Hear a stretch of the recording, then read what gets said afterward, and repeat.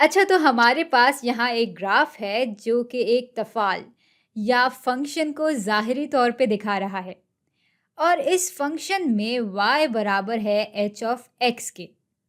अच्छा, बात पता है क्या है? बहुत से लोग जब फ़ंक्शंस को इस तरह लिखा हुआ देखते हैं, ये ब्रैकेट्स और अलग-अलग किस्म के हुरूफ, तो वो बहुत घबरा जाते हैं कि भाई अब ये क्या बला हमारे सर पड़ गई है।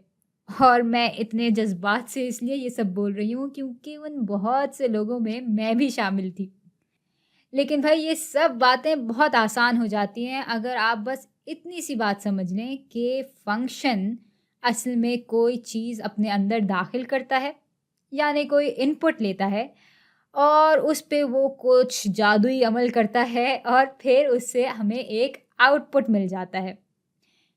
जैसे अब अगर आपको क्या मिसाल दूँ? हाँ, जैसे अगर आपको गन्ने का शरबत पसंद है, तो ये मिसाल आपको फ़ौरन समझ आ जाएगी। भाई तो जैसे गन्ने की शरबत की दुकान में गन्ने को हम इनपुट की तरह डालते हैं, मशीन उस पर कोई जादुई अमल करती है और आउटपुट के तौर पे हमें गन्ने का शरबत मिल जाता है। तो बस ये समझें कि ये सारी बातें गन्ने के शरबत की जितनी आसान हैं। तो अब भाई ये ग्राफ भी हमें यही दिखा रहा है कि आप इनपुट डाल रहे हैं x की शक्ल में, फंक्शन h इस पर कुछ अमल कर रहा है और अमल करके आउटपुट दे रहा है y का। तो अब h ऑफ 4 इस ग्राफ में क्या होगा? वीडियो को रोक के ज़रा सोचते हैं इस बारे में। भाई फिर से इन सब लफ़ाज़ियों का मतलब सिर्फ़ ये है कि जब मैं अपना इनपुट जो कि यहाँ है 4 इसको डाल रही हूँ h में तो मुझे y क्या मिल रहा है? या दूसरी तरह इसको देखें तो जब x 4 के बराबर है तो y किसके बराबर होगा? हाँ, तो भाई जब x 4 है तो y बराबर है 3 के, तो h ऑफ 4 हो जाता है 3।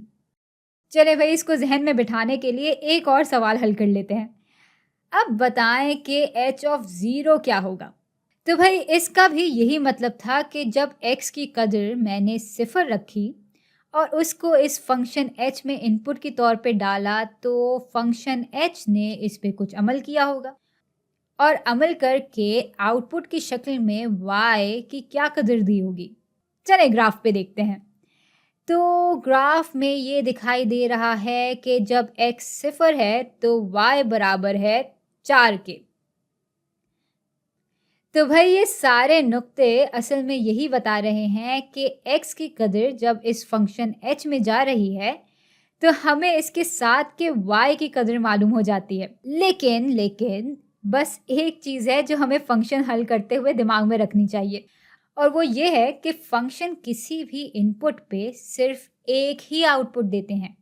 मतलब एक से ज़्यादा आउटपुट दिया तो समझ जाएं कि भाई वो फंक्शन के नाम पे धोखा है। यानी अगर ग्राफ पे इस जगह 2 नुक्ते होते तो भाई एकदम से सब बदल जाता और वो ऐसे बदलता कि अब अगर फंक्शन h में हम 6 इनपुट देंगे तो हमें y की शक्ल में 1 के बजाय 2 आउटपुट्स मिलेंगे।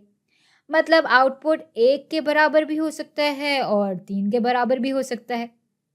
तो भाई अगर इस तरह की कोई सूरत हाल होती है तो ये फंक्शन तो बिल्कुल भी नहीं कहलाएगा। भाई फंक्शन होने के लिए आउटपुट के तौर पे सिर्फ और सिर्फ एक ही मुनफरद जवाब आना चाहिए।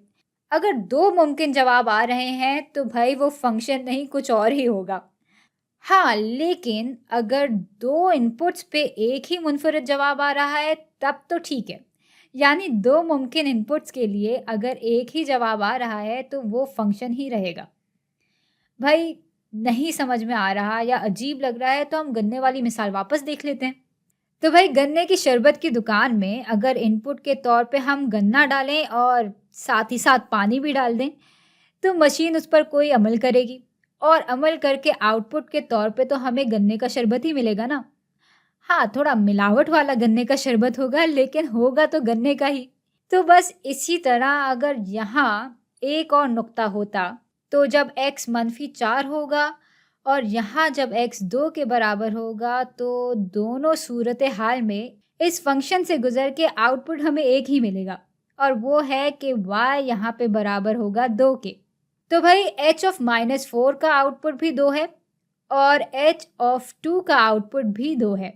यानी हम 2 अलग-अलग इनपुट्स डाल रहे हैं और तब भी हमें एक ही मुनफरिद जवाब मिल रहा है। तो इसलिए ये मिसाल फंक्शंस के ज़िम्रे में ही आएगी। हाँ, लेकिन अगर एक इनपुट पे 2 मुमकिन जवाबात आ रहे हैं तो बहुत ही अफ़सोस के साथ हम इसको फंक्शन नहीं मान सकेंगे।